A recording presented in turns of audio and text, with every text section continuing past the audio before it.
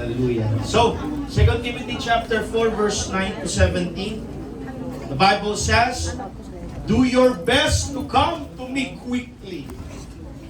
For Demas," everybody say Demas. Demas. Kilala niyo si Demas? Kilala niyo si Demas? Baka minsan, kapitbahay niyo yan, kaibigan niyo yan, nangiin dyan, nangiiwan sa inyo. Kilala natin si Demas, mga kapatid, sa Bible. For Demas, because he loved this world, has deserted me and has gone to Thessalonica.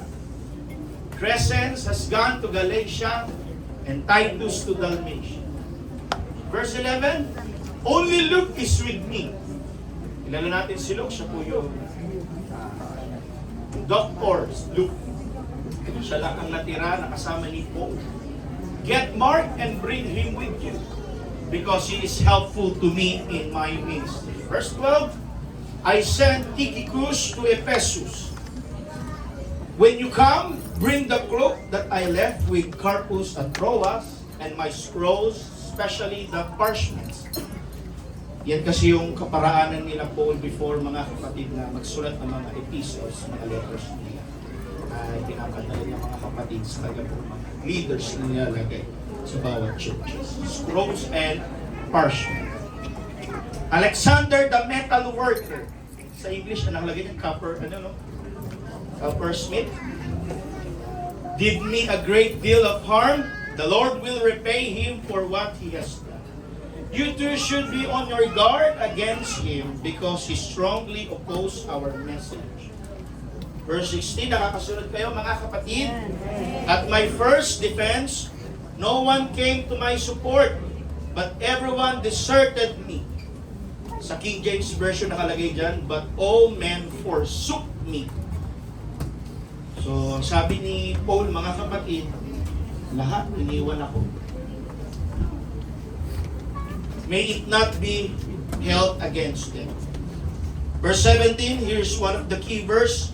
But the Lord stood at my side and gave me strength, so that through me the message might be fully proclaimed and all the Gentiles might hear it. And I was delivered from the lion's mouth. Hebrews chapter 13 verse 5. Turn your Bible in Hebrews. The Bible says, let your conduct be without covetousness. Be content with such things as you have. For he himself has said, I will never leave you, nor forsake you. Once again, I will never leave you, nor forsake you. So we may boldly say, so we may boldly say, the Lord is my helper. I will not fear what can man do to me. Napakaganda ng pangako ng Panginoon. Hallelujah. Hindi kita iiwan at hindi kita pababayaan. What a promising of God for us today, hanggang sa buhay natin, mga kapatid. Noong una pa lamang ang Panginoon, pangako na niya sa atin. Amen.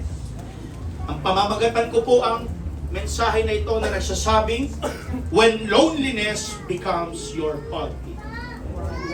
When loneliness becomes your pulpit.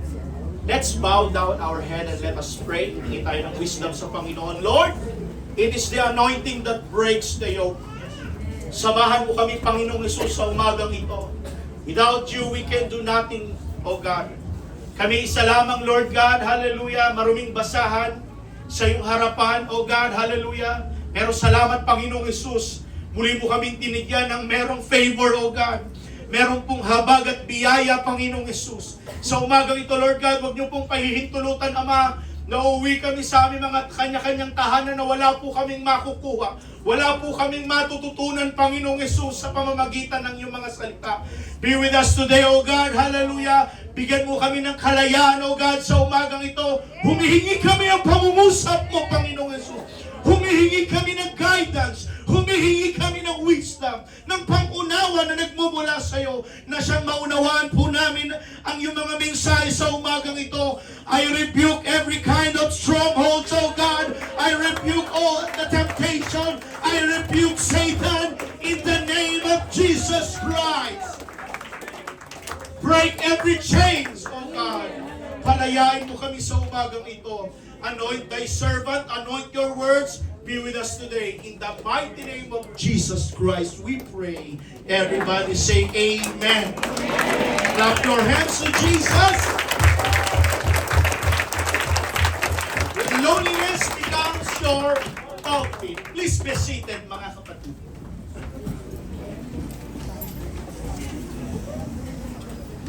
Amen.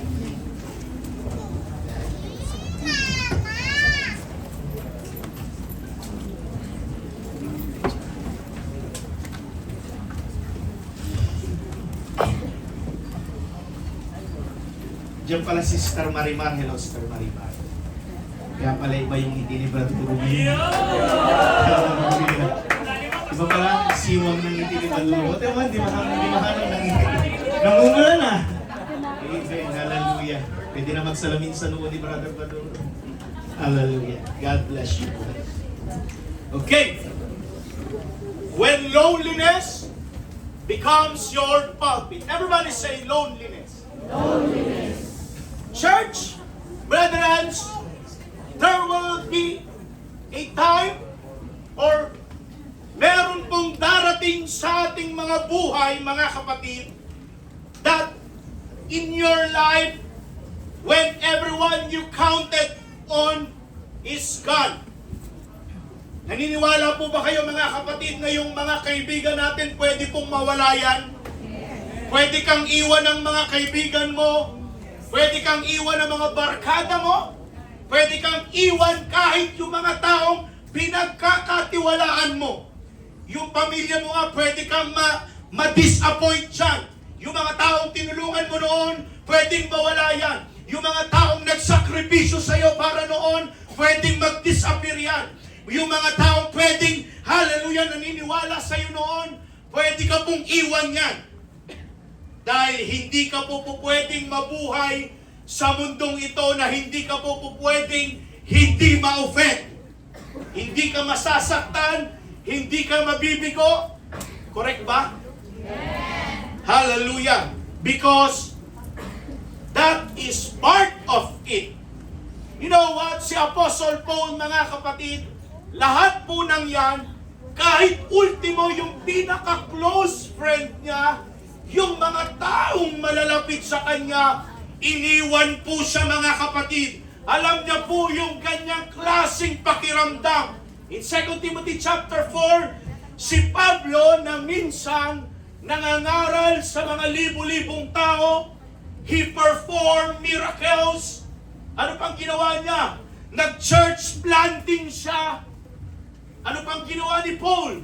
Nag-delegate siya ng mga young ministers na mga pwedeng maging posibleng mga maminuno sa bawat churches na kanya pong tinatayo.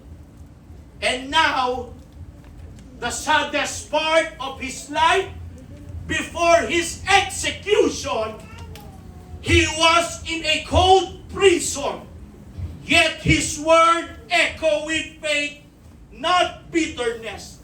But he said, hallelujah, the Lord stood at my side and gave him strength. Na sa panahon na si Pablo po'y nangihina, na sa panahon po si Pablo po ay nangungulila sa kanya pong mga kasama, and yet God stood by his side. Andyan ba kayo? Amen. Now, this message is for every one of us, mga kapatid, na nakakaramdam ng inabandona.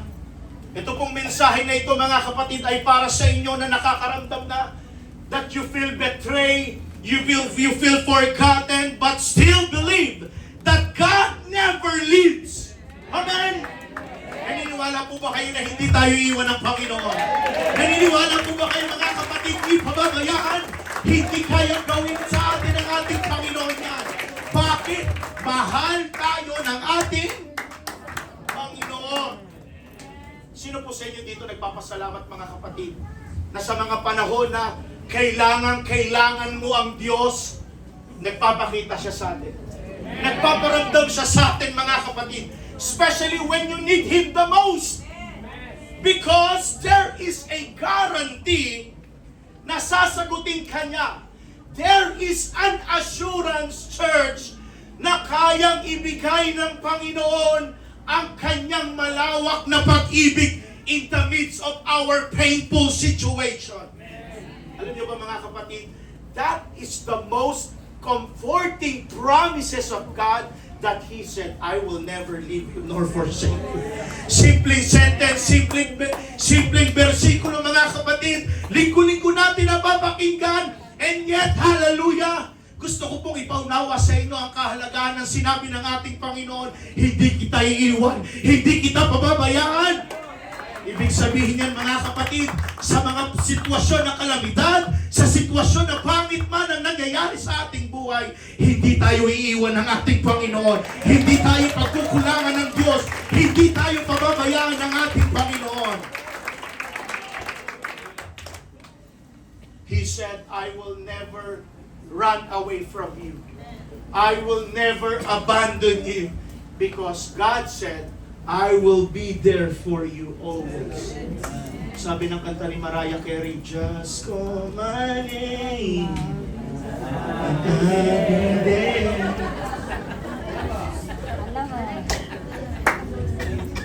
Ako na nagsasabi sa iyo kapatid, makinig kayo. Okay lang po na minsan maiyak tayo. Hindi ka tao kung hindi ka umiiyak. Okay lang minsan nasasaktan tayo. Okay lang yan na makaramdam tayo ng panghihina. That is not hypocrisy. That is humanity. Bakit? Nanghihina tayo, nanlulupay-pay tayo, nasasaktan tayo.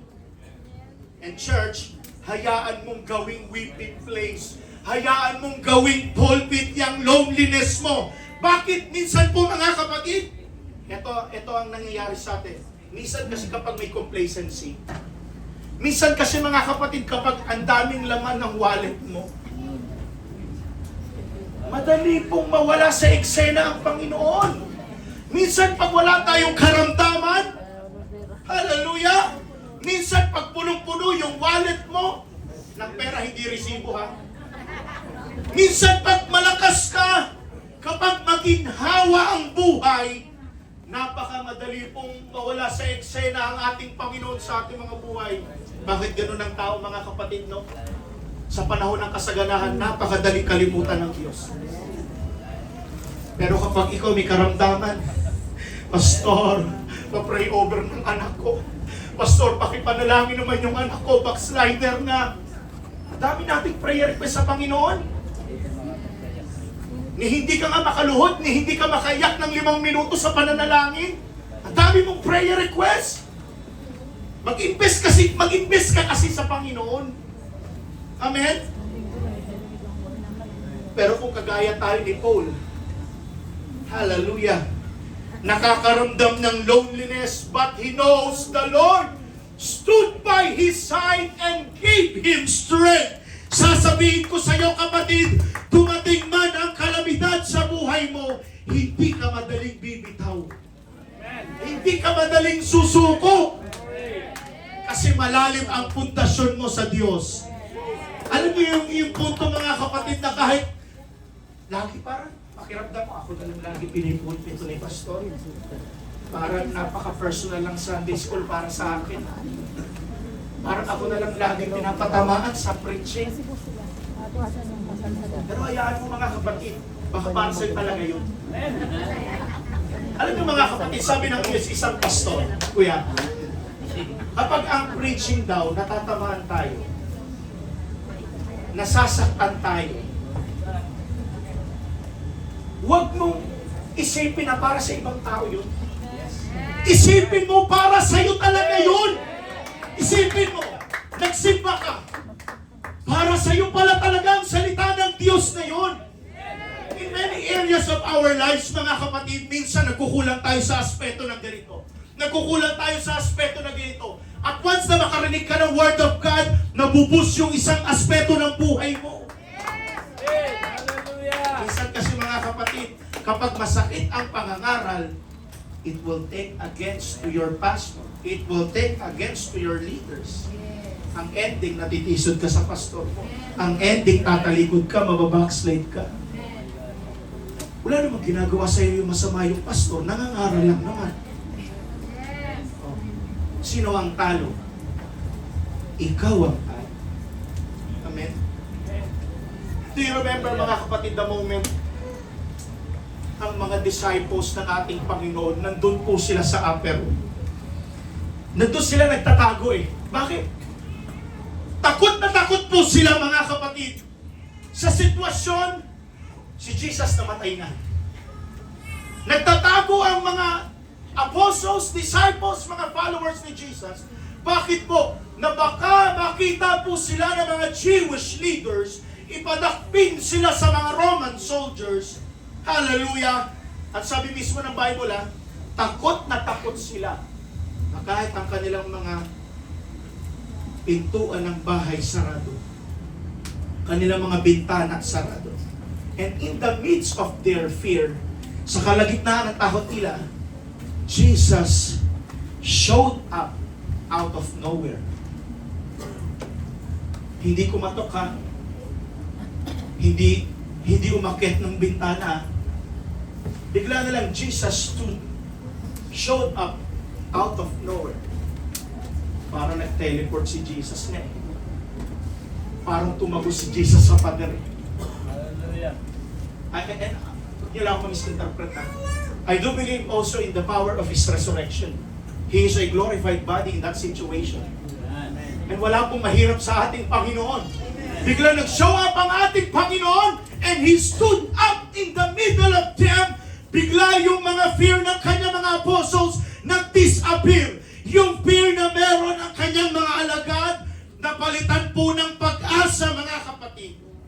Church, I do believe there is something will happen in your life radically, dramatically, kapag ang presensya ng Panginoon ay naging parte na ng ating mga buhay. Sinasama niyo ba ang Panginoon sa mga kanya-kanya nating buhay? Baka naman ang ating mga buhay, mga kapatid, go with the flow lang, pero wala pala sa eksena ang ating Panginoon. Isama mo sa lahat ng lakad mo ang Diyos. Pag magbo-board exam ka, isama mo ang Panginoon. Kapag nagnenegosyo ka, isama mo ang Panginoon. Kapag nagtatrabaho ka, isama mo ang Panginoon. Bakit? Siya naman ang nagbibigay ng ating mga victory, tagumpay sa ating mga buhay. Alisin mo sa eksena ang Panginoon. Wala tayong silbi. Wala tayong kwenta. Lagi lang kasi tayong nakaasa sa Panginoon. Siya ang ating source ng lahat ng bagay. Palakpakan po natin si Jesus. Hallelujah! Naniniwala ako na lahat tayo ngayon rito ay naka-experience ng ganyan, mga kapatid, kahit sa ating pong mga panauhin. Hallelujah! Alam ko, hindi lamang po kayo nakaupo dyan. Kinakausap din kayo ng ating Panginoon. Hindi mo alam bakit tumutulo ang luha mo. Pag-ibig ng ating Diyos yan. Hindi mo alam bakit ka masaya ngayon. Pag-ibig ng ating Panginoon yan. Hindi mo alam kung bakit ka bumabalik rito. Presensya po ng ating Panginoon yan. It is not about the church. It is not about the pastor. It is all by Him. Naririnig niyo po ba ako, mga kapatid? Wala tayong ibang itinataas dito, kundi si Jesus lamang. Wala pong ibang mataas dito, kundi ang ating Panginoon. Lahat ng buhay magsabing, thank you, Jesus. Thank you, Jesus. Paul writes, do your best to come to me quickly, for Demas has deserted me because he loved this present world. Demas was once a trusted co-worker. In other translation, ang salutation, ang commendation ni Paul kay Demas, my fellow co-laborers. But when things got hard, eto na. He left. 3 beses lang binasa ko ang Bible, sinearch ko rin siya mga kapatid sa internet. 3 beses lang pala nabanggit ang pangalan ni Demas in the entire Bible. Nung una, ang sabi ni Paul kay Demas, my fellow laborers, my fellow co-workers, greetings in the name of Jesus. This is my salutation. Ako naniniwala ko mga kapatid, bago po iwan ni Demas si Paul, nag-fade na yung kanyang pagmamahal sa gawain. Bakit ko nasabi? Ito wala naman sa Bible ito mga kapatid. Nung pangalawang banggit ni Paul kay Demas, hindi na niya in-acknowledge my fellow co-laborers Demas. Ang sabi niya lang, Luke, my beloved physician, and Demas, greetings. Which is, it came into my mind, nung sila ay nagpapioneer, nagsishare ng salita ng Panginoon, ang sigasig pa ni Demas. Pero nung time na dumating si Paul, sa pinakamapait ng kanyang buhay, ang makulong.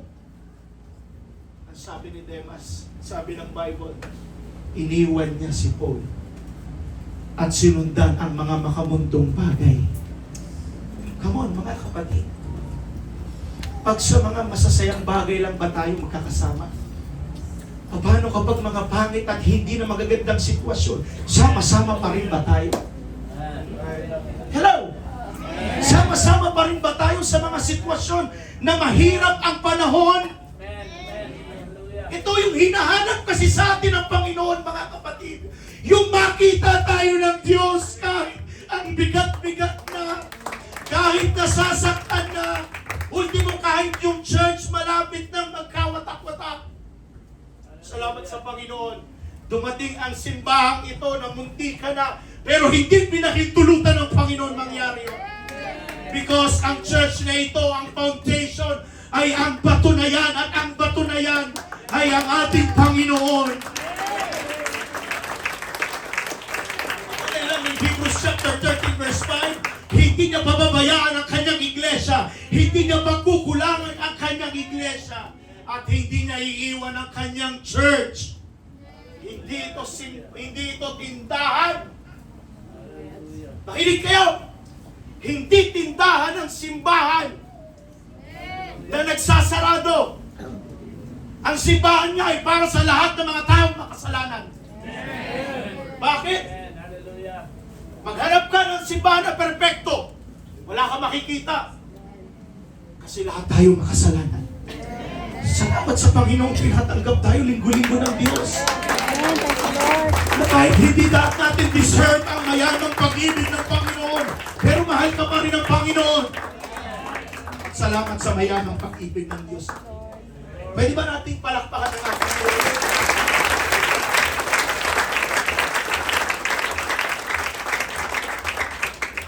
Pakunti-kunting nag-fade ang pag-ibig ni Demas until iniwan na niya si Paul. Because some people are only with us when life is comfortable. Yes. Some people will stay for a while when life is convenient. When life is easy. When life is full of blessing. When life is full of fun. Pero pag dumating ang kalamidad, maniwala ka, madaling mawala yan. Paul, loneliness reminds us that no one is exempt from human pain.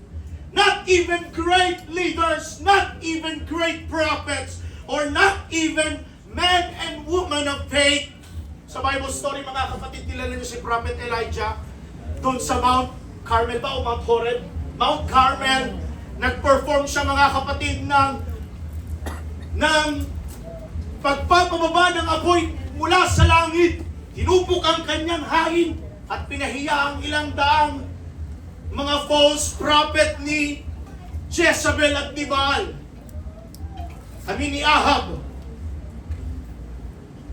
But after that, 1 chapter away, tumatakbo na sa buhay si Elijah. Bakit? Ipapapatay siya ni Jezebel. Ano nangyari? Takbo siya. At to the point, the Bible says, na-depress si Elijah. Na-depress si Elijah. Anong story that time? Dito. Alam nyo, kinausap siya ng anghel ng ating Panginoon. Elijah, wake up. Bangon. Hindi dyan natatapos ang buhay mo. Dumating ba kayo sa punto na parang si Elijah ka? Ayaw mong bumangon? Yung magsimba. Pagod na ako. Parang walang patutunguhan ang buhay. Dumating si Prophet Elijah sa pinakamapait na sitwasyon ng buhay niya. He's running for his life.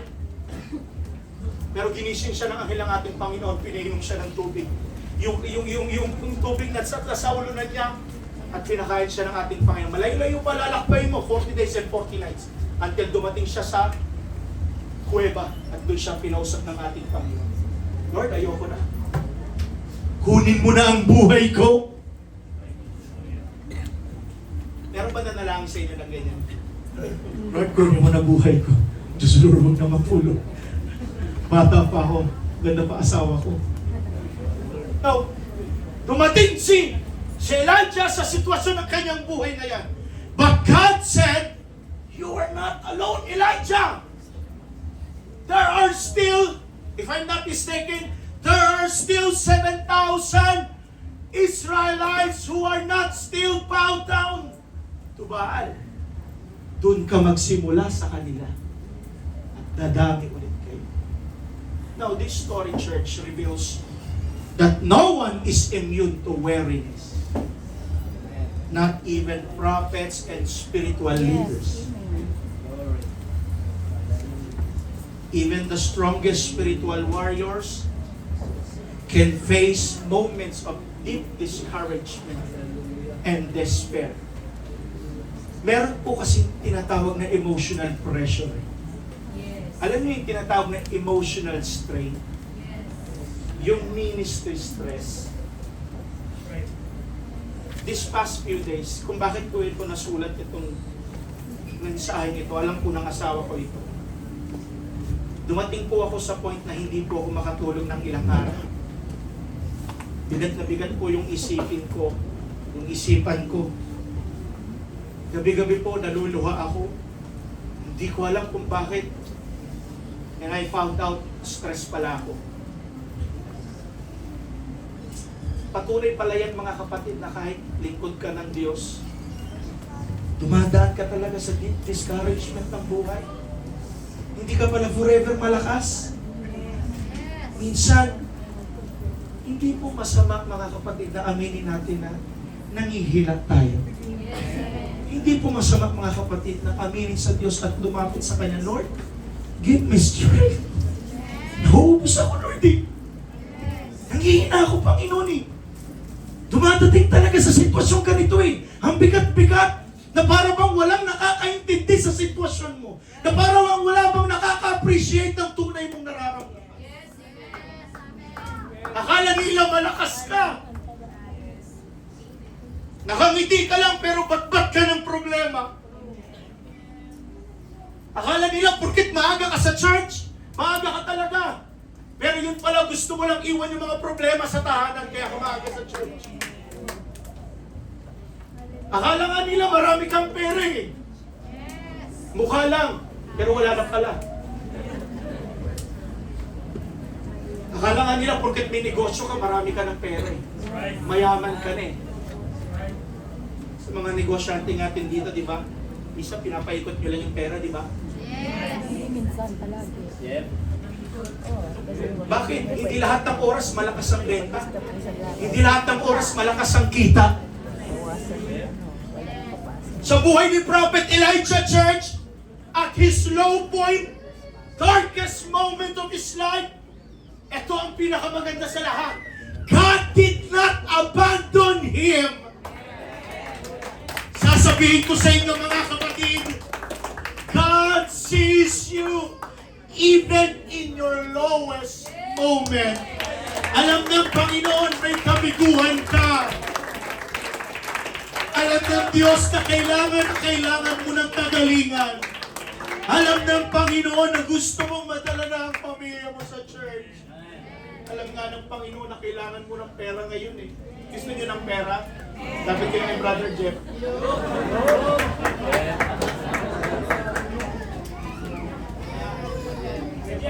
Church! Alam niyo po ba na nalulungkot din ang Panginoon kapag tayo ay down? Nalulungkot din ang Diyos, mga kapatid. Kapag kinakapos tayo, kapag nagkakasakit at nabibigo tayo, nalulungkot din ang Panginoon. Gusto mong mangyari, matuwa ang Diyos sa sitwasyon mo? Hindi. Sa tingin nyo masaya ang Diyos na lugmok tayo? Of course not. But you know what?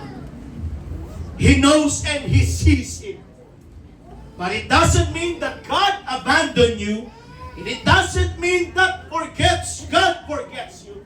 Just because everything you plan falls apart doesn't mean pinabayaan ka na ng Diyos. Just because you are in an unresolved problem, it doesn't mean you don't have a solution into your problem. Nilalagay lang talaga tayo minsan ng ating Panginoon, mga kapatid, sa sitwasyon na anak, wala ka ng matakbuhan. Maganda ito, sasabihin ko sa inyo. Minsan nilalagay talaga tayo ng Panginoon sa sitwasyon na ganito. Na darating ang punto ng ating buhay, tatanong tayo sa Diyos, Panginoon, ba't ako nakakaramdam ng ganito? And then sagutin ka ng Panginoon, ano anak? Wala ka ng matakbuhan? Ano ang i-offer ng Panginoon sa iyo? Lapit ka sa akin. Lapit ka sa akin. Nangihina ka, dito mo matatagpuan ang kagalingan. Nangihina ka, nalulupay ka, dito may kalakasan sa akin. Naliligaw ka, dito may direksyon sa akin. Bakit pa natin hinahanap sa sanlibutan kung sa Panginoon matatagpuan na natin ang lahat? Amen?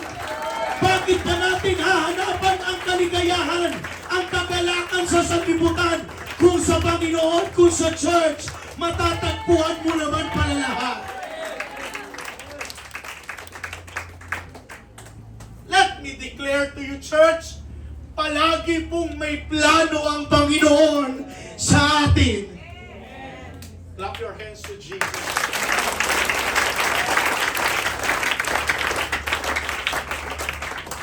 Paul said, Demas loved this world. There's a painful truth here. Not everyone who starts with you will finish with you. Bigyan ko kayo ng magandang example. Ang pinakamagandang example sa lahat. Si Jesus, na experience po yan. Alam niyo po yung one of the famous familiar chapter in John chapter 6 verse 66. Nakalagay ba dyan?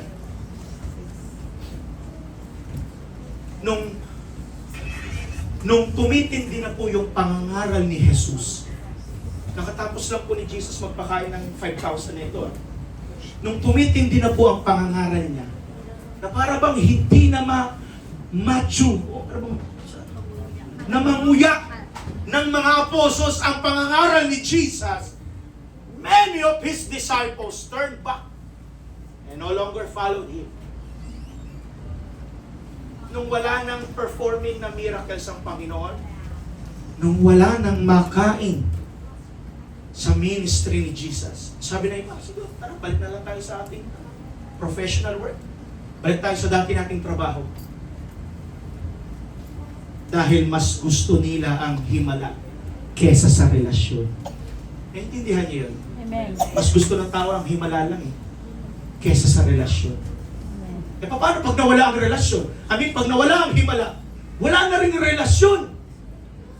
Kanya na nangyari sa mga ibang disciples, mga kapatid. Hindi sila handang sumunod kapag mahirap na. Wala nang makain eh. Kaya ang tanong ng Panginoon sa 12 Apostles, John 6:67, ang sabi niya, kaya ba gusto niyo na din akong iwan? Oh, sakit po. Sabi ng Panginoon sa Apostles, kayo, Iiwan nyo na rin ba ako? Ito naman si Pedro, bida-bida. Oh Lord, hindi kita iiwan! To whom shall we go? Yan ang tanong ng Panginoon eh. Iiwan nyo rin ba ako? Pag marami tayong makain, kasama nyo ako. Kasama ko kayo. Pero pag wala nang makain sa ministry, iwan nyo na rin ba ako, Pedro? Santiago, iwan nyo na ako. Juan, iwan nyo ako. Kaya tanong ng Panginoon sa kanila eh. Kaya ba gusto nyo na din bang umalis? Alis na. Kahit si Judas eh. 3 years pong kasama ni Judas si Jesus. Until in the ending, mga kapatid, he sold Jesus for 30 pieces of silver. Grabe rin. Ibenta mo ang Panginoon. Hallelujah. Ng 30 pilak lang. Sometimes God allows people to walk away so that we'll stop depending on them and start depending on Him alone. Church lesson. Let them go. I say it again. Let them go. Your calling doesn't depend on who stays. It depends on who sent you. Amen. Hallelujah. Ulitin ko. Hayaan mo, let them go. Your calling doesn't depend on who stays. It depends on who sent you. Parang ganito lang yan, mga kapatid. Huwag mong isipin kung gaano kalaki ang problema mo. Isipin mo kung gaano kalaki ang Panginoon para solusyonan ang problema mo. Huwag kasi kayo tumingin, mga kapatid, sa laki ng problema. Tignan nyo yung malaking Panginoon. Gusto ng Panginoon sa umagang ito na baguhin natin, mga kapatid, ang pananaw at prinsipyo natin sa buhay. Kung malaki ang problema mo, mas malaki ang Diyos. Malaki ang sitwasyon na kinakaharap mo ngayon, mas malaki ang ating Panginoon. Palakpakan natin si Jesus. Your calling doesn't depend on who stays. Wala sa kaligtasan mo ang mga mag-i-stay sa'yo. Ang kaligtasan, the one who sent you. And that is Jesus. Palakpakan po natin ang ating Panginoon. Sa palakpak kay Jesus.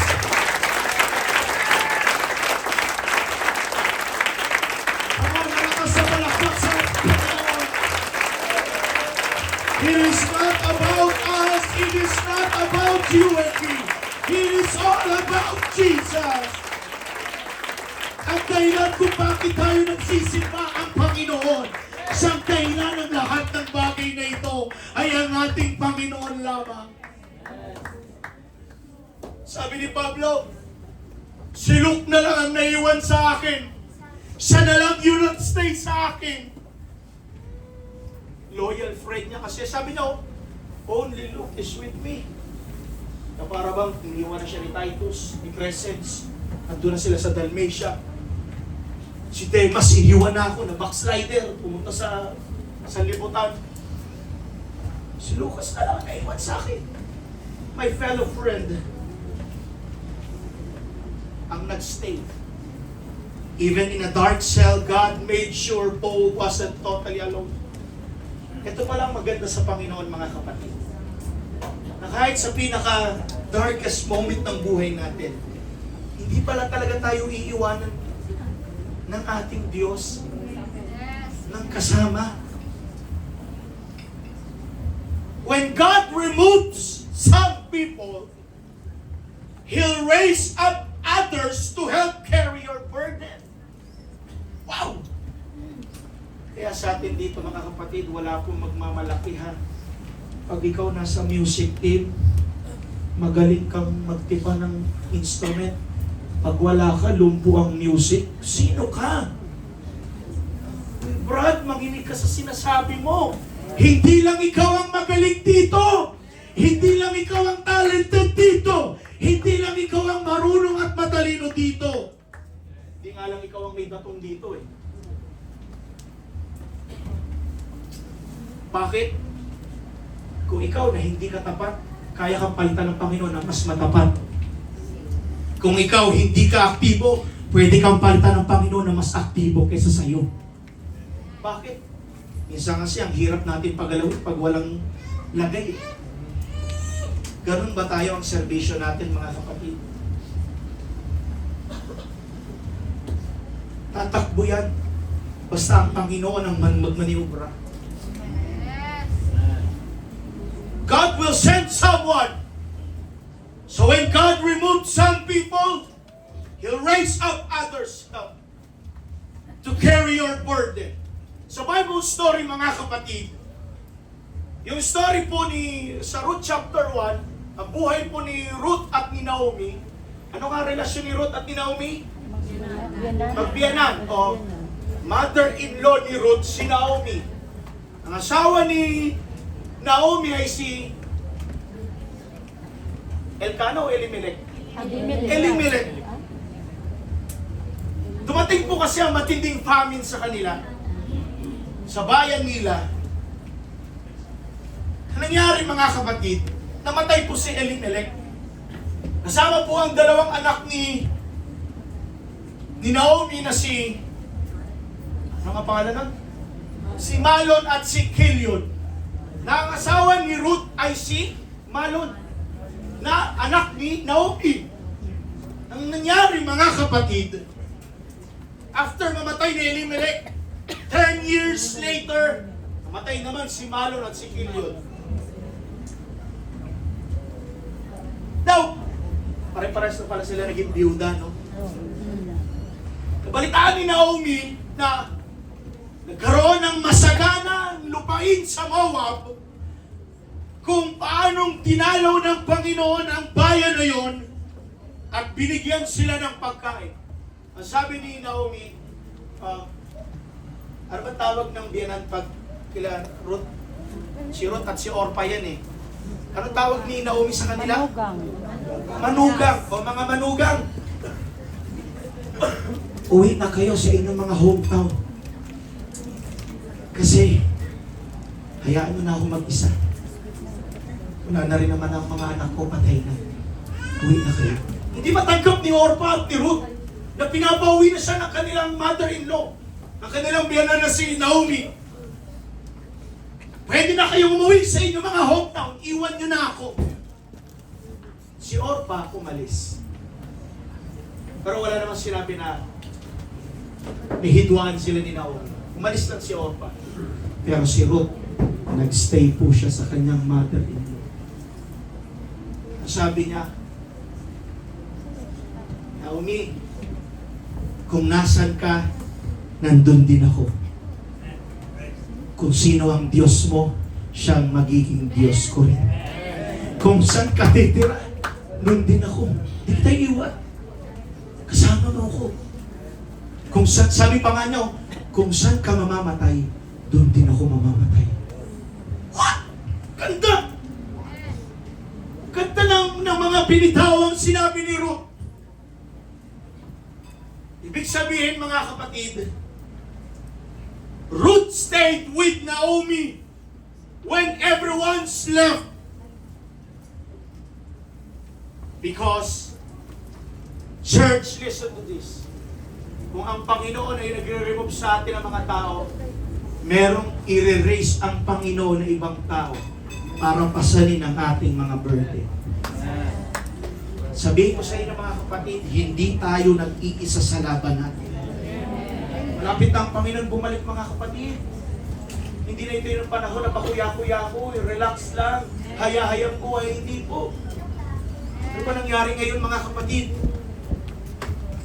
Hindi pa natatapos yung mga lindol na aftershock na nangyayari sa Pilipinas. Saan mang panig ng mundo, ang dami nangyayaring kaguluhan. Napanood ko, mga kapatid, sa isang vlog, yung ibang mga hayop somewhere in Africa nilalagyan ng microchip. Oh, paano kaya pag tao na sa tao na nilagalagay yun? Payag kaya tayo? Payag kayo, mga kapatid?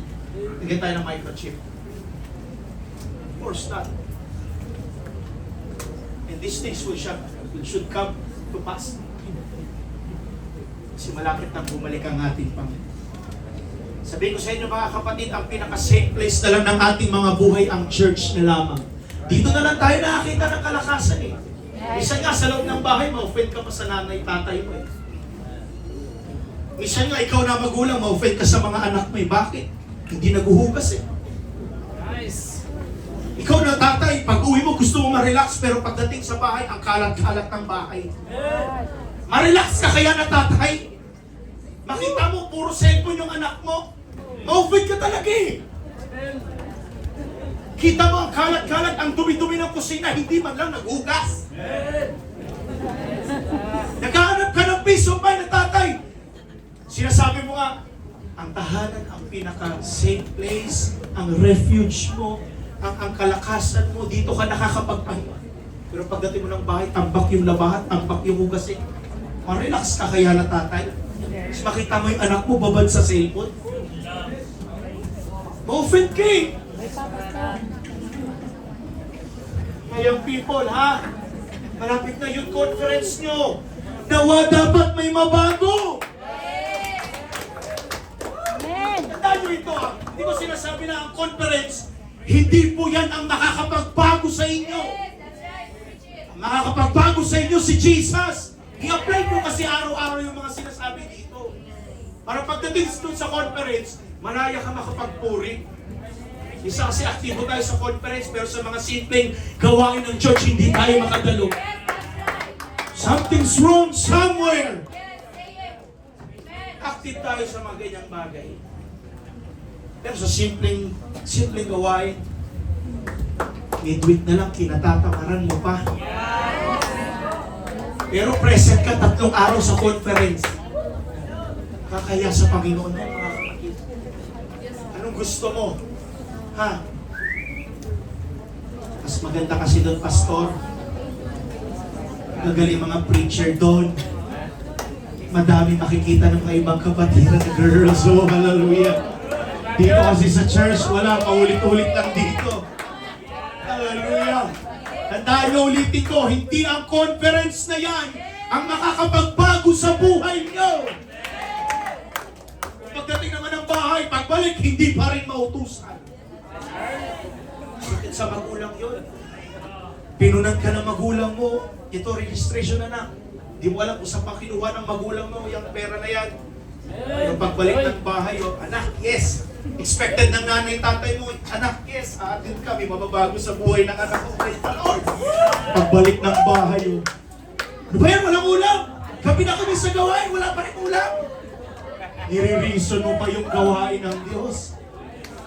Ni-excuse mo pa ang conference. Oh, hallelujah. Ano gusto mangyari nun? Sabi ko nga last 2 Sundays ago, pagdating sa kainan, ang lakas-lakas natin. Pagdating sa buffet, pagdating sa church outing, ang bilis-bilis natin. Alive na alive tayo eh. Pero yung sinabi ko last 2 Sunday, pag-usapin ang bita ng laman, pag-usapin pag-ayuno, pag-Bible study. Kakataman, nanghihina ka. Hina ng tuhod mo. Ang tagal mong bumangon. Ano naman yan? Maging kalakasan nyo nga dapat si Nanay Owen. Nanay Owen, saan ka? Dumating sa punto, mga kapatid, totoo ito, dumating sa punto na si Nanay Owen bulag. Pero nandyan, tumatalo pa rin. Tapos ikaw, ang lakas-lakas mo pa kumain. Hindi ka makita ang anino mo sa church. Silbing paalala ito sa inyo. Bahala ko yung tamaan nyo, saluhin nyo ito. Come on, praise Pastor! Gusto nyo ba? Yes, Lord! More, puti pa lang sa loob. Bago kasi dapat kayo gumising, mga young people. Mga young people, tanongin ko kayo, anong oras kayo gumigising? Anong mo? Alas 6, grabe naman yan. Alas 6? Hindi! Anong oras kayo nagigising, young people? Ano, alas 11? Batugan na yan. Tutubuan ka na ng damo sa higaan mo, hindi ka pa bumabangon. Ba? Pagising, toothbrush na. Ah, Israel! kapatid, hallelujah. Alala lang ito sa inyo, mga kapatid. Sana gawin natin reminder sa mga buhay natin. Huwag lang yung marinig nyo ito, mga kapatid, tapos ayaw hindi nyo i-apply sa buhay nyo. I-apply nyo kasi yan. Ilagay nyo sa puso nyo. Ayaw nyo makinig. Bahala kayo. Basta ang church hindi nagkulang magpaalala. Hindi nagkulang magsaway. Kung ayaw nyo tanggapin, it is up to you. Bahala na kayo. Mahalaga na sabi natin ang mga bagay na ito. Palakpakan natin si Jesus. Diyan pa kayo, mga kapatid. Another story in the Bible, si Jonathan. Jonathan stayed with David even when his father Saul hated him so much. Parang araw-araw na pinagbabantaan ni Saul ang buhay ni David eh.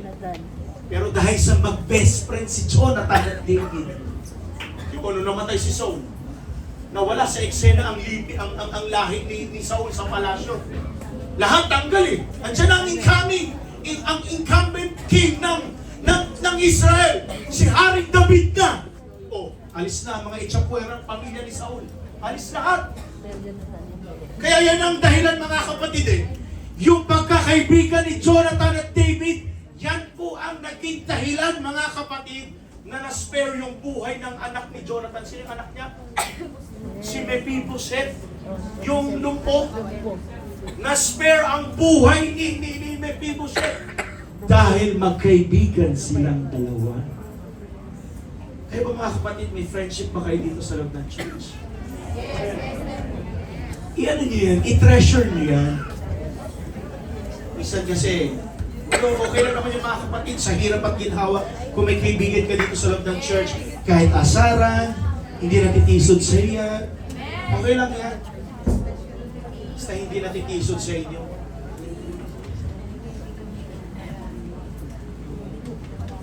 Kakaunti man ang tapat sa buhay mo, but they are the proof that God never leaves us without comfort.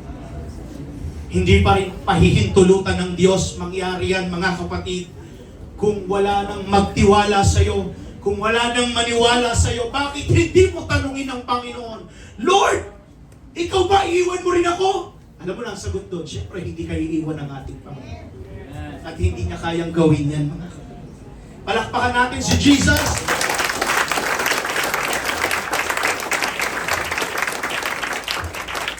God uses your pain to strengthen you. Paul said, but the Lord stood at my side and gave me strength. Have you ever noticed this, that everyone left, but the Lord stood by him? Lahat, wala. Pero ang Panginoon nagstay pa rin sa kanya. On the other hand, sometimes, God waits until everyone walks away so that His presence become undeniable. You will never know that God is all you need until God is all you have left. Hallelujah. You will never know that God is all you need until God is all you have left. Hindi ka tatawag sa iba eh. Pero kapag wala ka ng matakbuhan, wala ka ng masandalan, si Jesus na lang ang nandyan. Magre-rely ka talaga sa Kanya. Panginoon, huwag mo kong iwan, Panginoon.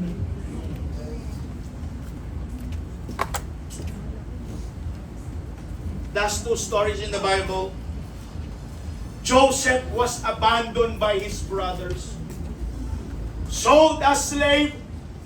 Sinood siya sa mga Ishmaelites. And forgotten in prison. But in Genesis chapter 39 verse 2 it says, ang Diyos ay sumasa kay Joseph. Sakit kasi ng ganitong sitwasyon. No? Yung tipong wala kang magawa, wala ka rin kakayanan. Bakit? Mga binata na yung mga kuya mo, ikaw, bagito ka pa lang eh. Itapong ka, wala ka magagawa.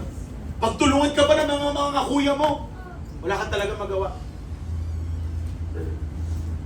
And through it all, the Lord was shaping Joseph for his destiny. Hindi lang pala yan.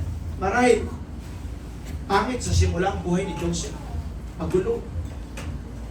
Tinapon, binenta, kinulong, pinagsamantalahan, pinagbintangan. Hahalayan pa ng asawa ni Potiphar. Tapos papalabasin ng masama. Ikulong ka, wala kang kalaban-laban dun eh.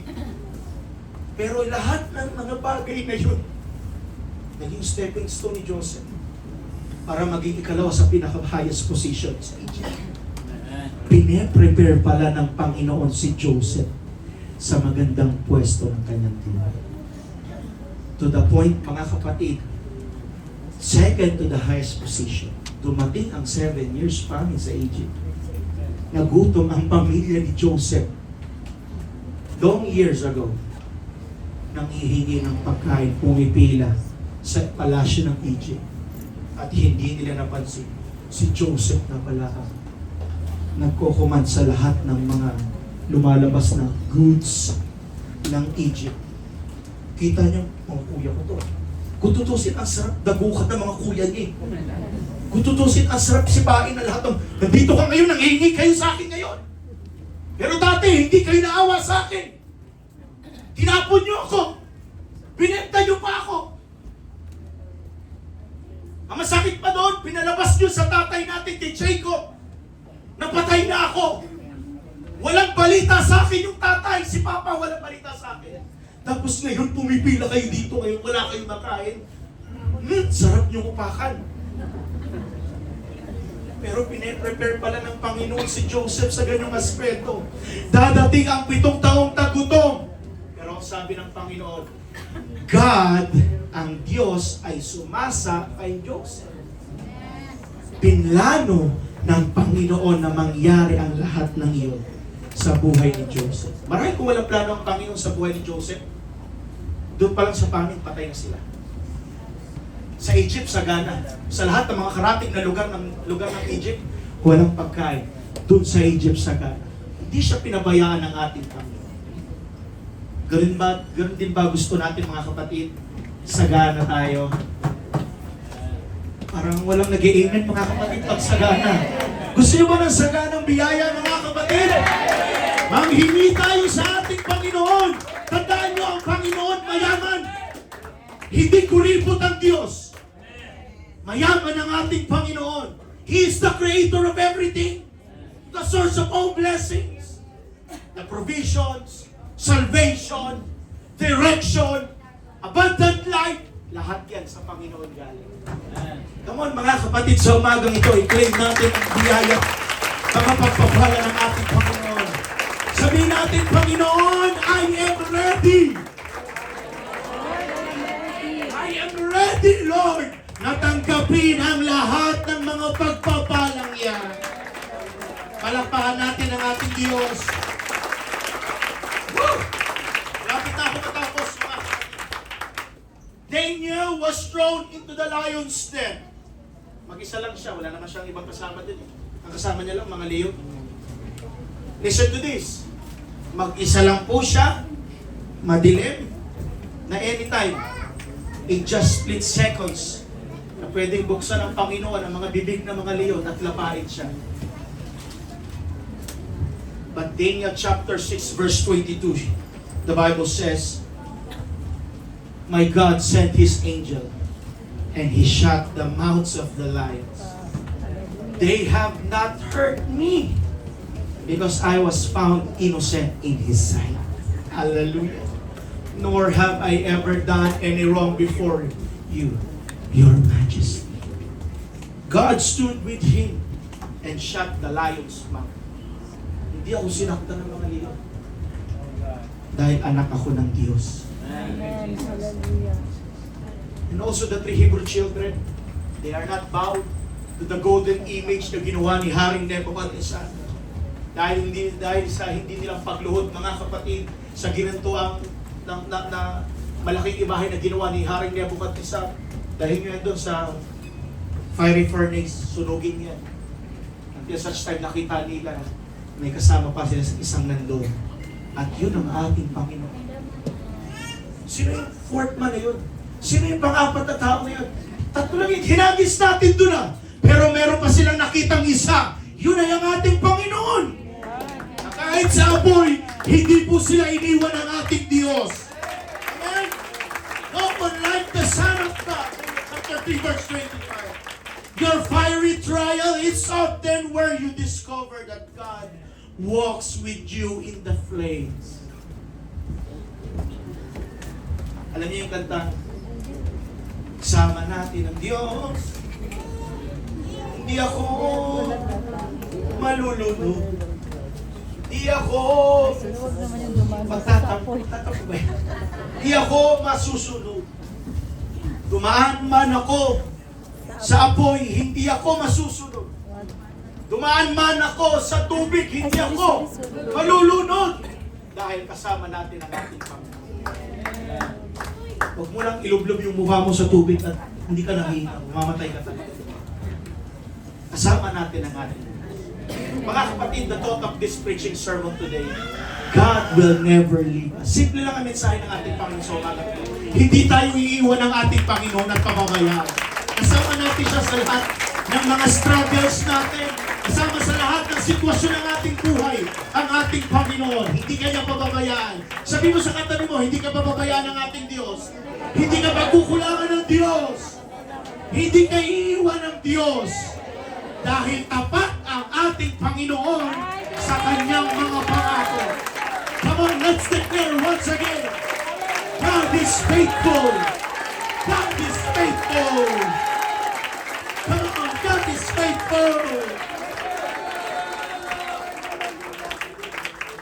Let us close our eyes for this moment, mga kapatid. Pwede ba tayong yumuko at ipikit ang ating mga mata? Paul didn't use loneliness an excuse to quit. Instead, he kept preaching. He kept still writing letters and encouraging others. Kahit si Pablo sa buhay niya, mga kapatid, batbat siya ng problema, pero nag-encourage pa rin siya sa ibang tao. And I do believe, church, isa po sa mga pwedeng i-admire nyo si Pablo. Sa kabila ng lonely siya, nangangaral pa rin siya. Nagsusulat pa rin siya at patuloy siyang nag-encourage sa iba. He said, the Lord will rescue me from every evil attack and bring me safety to His heavenly kingdom. Oh, habang nakapikit ang inyong mga mata, what kept Paul strong was not the absence of pain, but the presence of purpose.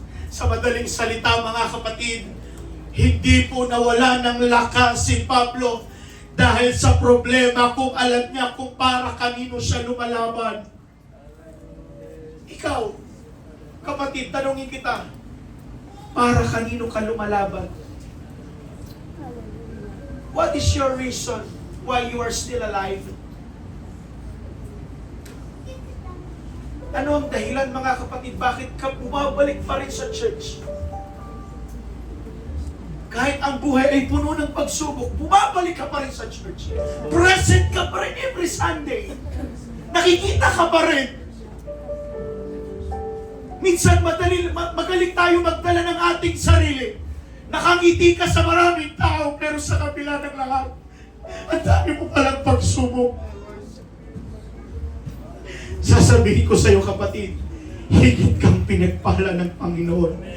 Kung sa panahon na batbat ka ng problema, marami kang mga sirkumstansya ng buhay, nakangiti ka pa rin, higit kang pinagpapala ng Panginoon.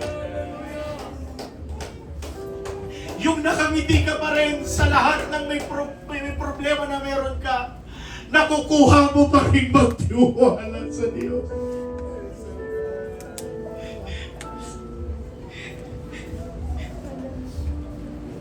Si David, kahit nagkasala, nahulog sa temptation, Maraming pagsubok.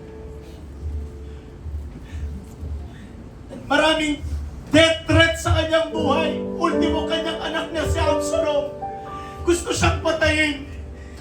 But David strengthened himself in the Lord. When everyone wanted to stone him, he encouraged himself. In-encourage niya kanyang sarili. Na kahit si Job, he lost everything but said, though he slay me, yet will I trust him. Kahit patayin pa ako ng Diyos, magtitiwala pa rin ako sa Kanya. Grabe yung pananampalataya na yan. Grabe yung pagtitiwala sa Diyos. Na kahit kunin ang kanyang buhay, magtitiwala pa rin ako. Kakapit pa rin ako sa Diyos. Ikaw kapatid, tanungin kita.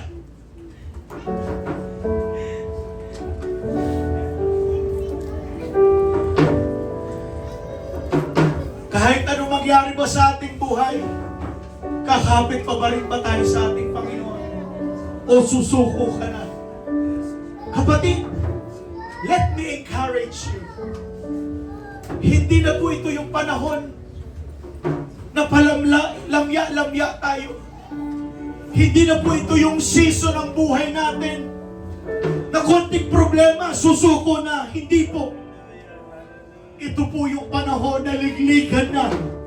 Ito po yung panahon, mga kapatid, na malapit ang bumalik ang ating Diyos. Today, mga kapatid, as I close, don't give up when people leave. Don't stop when support fades. Don't question your calling because you're alone. Church, stand strong like Paul, and declare, but the Lord stood me and gave me strength. Kasi sa totoo lang, mga kapatid, wala po tayong ibang matatakbuhan kundi sa Panginoon lang.